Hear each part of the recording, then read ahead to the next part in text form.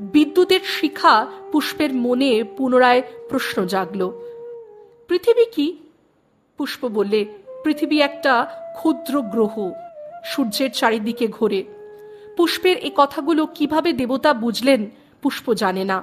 বোধহয় উত্তরগুলো চিন্তারূপে দেবতার নিজের মনে জাগছিল। পৃথিবীর ভাষায় অনুবাদ করলে দুজনের কথাবার্তা খানিকটা নিম্নোক্ত রূপ দাঁড়ায়। পুনরায় প্রশ্ন হলো, বিশ্বের কোন অংশে? পুষ্প বিপদে পড়ে এক মনে সেদিনকার সেই দেবতাকে স্মরণ করলে এসব প্রশ্নের উত্তর দেওয়া তার সাধ্যের অতীত। আশ্চর্যের উপর আশ্চর্য, সেদিনকার সেই শৈলশিখরার দেবতার তখনই তার সম্মুখে তার জ্যোতির্ময় দেহ নিয়ে আবির্ভূত হলেন। পুষ্প প্রণাম করে বললে, দেব, আমি সামান্য মানবী। উনি যে প্রশ্ন করছেন আমি তার কি উত্তর দেব? আমার বিপদ থেকে উদ্ধার করুন।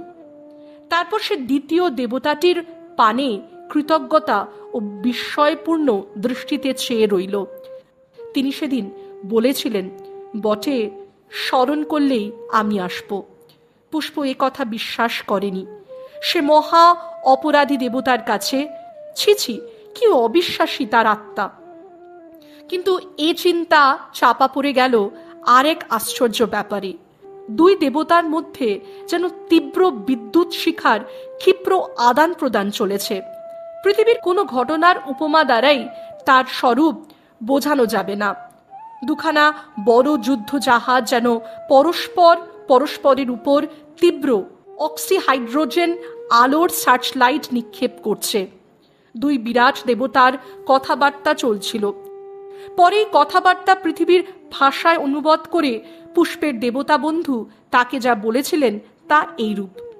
পুষ্পের দেবতা বন্ধু বিস্মিত হয়ে জিজ্ঞেস করলেন, আমার অভিনন্দন গ্রহণ করুন, আপনি কে দেব?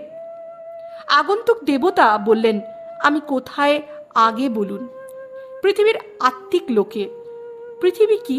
একটা ক্ষুদ্র গ্রহ, সূর্য নামে একটা নক্ষত্রের চারিধারে ঘোরে।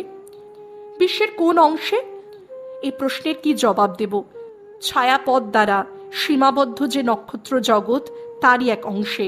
আপনি কোন অংশের অধিবাসী? এর উত্তরে আগন্তুক দেবতা বললেন, আমার কথা শুনে হয়তো আপনি বিশ্বাস করবেন না, আমি বহু বহু দূরের অন্য এক নক্ষত্র জগতের অধিবাসী। আমি বহু কোটির বৎসর পূর্বে ভ্রমণ এবং নতুন দেশ আবিষ্কারে বেরিয়েছিলাম। আমার চৈতন্য যতদিন হয়েছে আমার মনে এক অদম্য পিপাসা ছিল বিশ্বের প্রত্যন্ততম সীমা আবিষ্কার করব। কি কি নতুন দেশ এতে আছে দেখব। এতকাল ধরে বেগবান বিদ্যুতের অপেক্ষাও দ্রুততার গতিতে শুধু শূন্যে বেরিয়ে বেড়াচ্ছি। সম্প্রতি নক্ষত্রের, গ্রহের, নানা জগতের ও বিভিন্ন লোকের গোলকধাঁধার অরণ্যে দিশাহারা হয়ে এখানে শক্তিহীন, অবসন্ন ও বিমূঢ় অবস্থায় এসে পড়েছি। নক্ষত্র ও বস্তু জগৎ এখানে এত বেশি কেন? এ দুটি প্রাণী কোথাকার লোক? এই দুই জীব পৃথিবীর তৃতীয় স্তরের অধিবাসী। পুরুষটি সম্প্রতি বস্তু স্তর থেকে আত্মিক স্তরে এসেছে। ওরা নিতান্ত নিরীহ, অজ্ঞ। মেয়েটি কিন্তু উন্নত, তাও জ্ঞানে নয়, প্রেমে।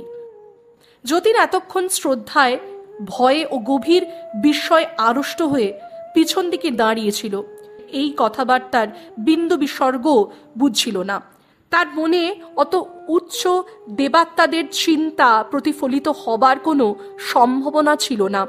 পুষ্প ওর দিকে চেয়ে কথা বলতে সে বুঝল যে তার সম্বন্ধে কোনো কথা বলা হচ্ছে। সে এগিয়ে এসে প্রণাম করে চুপ করে রইল। এত বড় জ্যোতির্ময় আত্মা সে আর কখনো দেখেনি। দেবতা বললেন, কোথায় এসে পড়েছি? বিশ্বের কোন অংশে যে আছি তা কিছুই বুঝতে পারছি নে। তুমি কোন একটা গ্রহের নাম বললে, যে নক্ষত্রটার চারিধারে ঘোরে, সেটা আমি নতুন দেখলাম। নক্ষত্রটা খুব বড়, নক্ষত্রের দলে পড়ে না এবং ওর আলো পরিবর্তনশীল।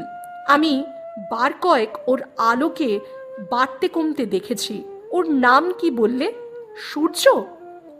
পুষ্প তার নিজের চিন্তার কিছু অংশ এবার যতীনের মনে চালনা করলে।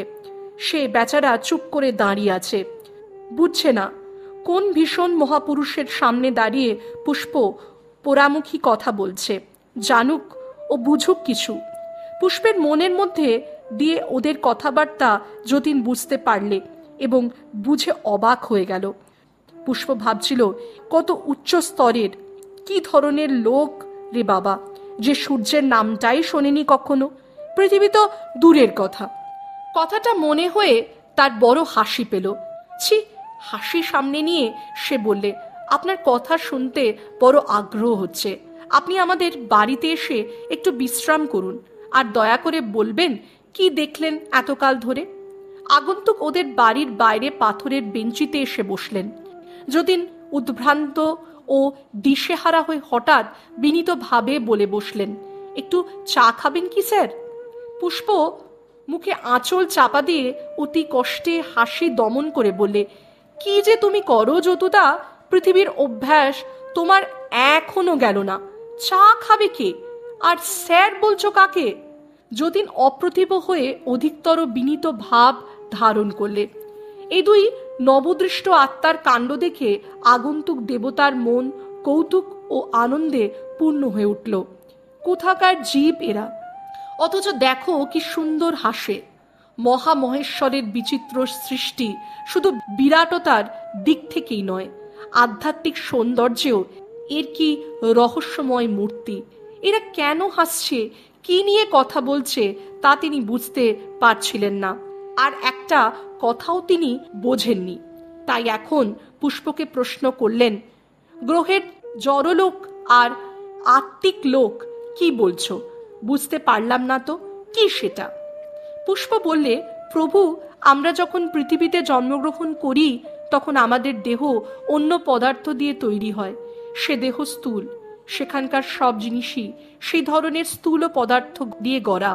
তারপর একটা সময় আসে যখন সেই স্থূল দেহটা নষ্ট হয়ে যায়, তখন আমরা এই আত্মিক লোকে আসি।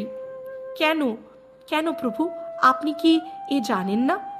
দেবতা বললেন, শুনেছি বটে, এমন হয় কোনো কোনো গ্রহের জীবের ক্ষেত্রে।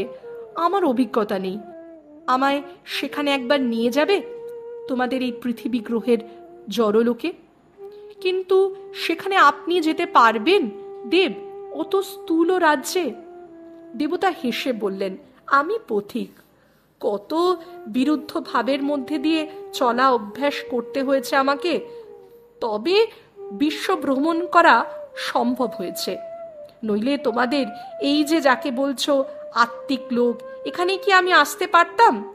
জড় বস্তুর নিবিড় প্রকাশ আত্মার ক্ষেত্রে আমি দেখেছি অন্য অনেক গ্রহে। চলো যাই। একটু পরে ওরা তিনজনে পৃথিবীর দিকে চলল। পৃথিবীর নিকটে এসে দেবতা বললেন, মেঘের মতন কি সব বিশ্রী চিন্তার ধোয়া চারদিকে, তোমরা দেখতে পাচ্ছ না? যতীন তো কিছুই দেখতে পায় না। পুষ্প জানে পৃথিবীর মানুষের পাপের ও দুঃখের নানা রকম চিন্তার মেঘ পৃথিবীর বায়ুমণ্ডলে জমা হয়ে মাঝে মাঝে পৃথিবীতে যাতায়াতের সময়ে তাকে কষ্ট দিয়েছে। তবুও সে পৃথিবীরই জীব, তার ততটা কষ্ট হয় না যতটা ইনি পাবেন।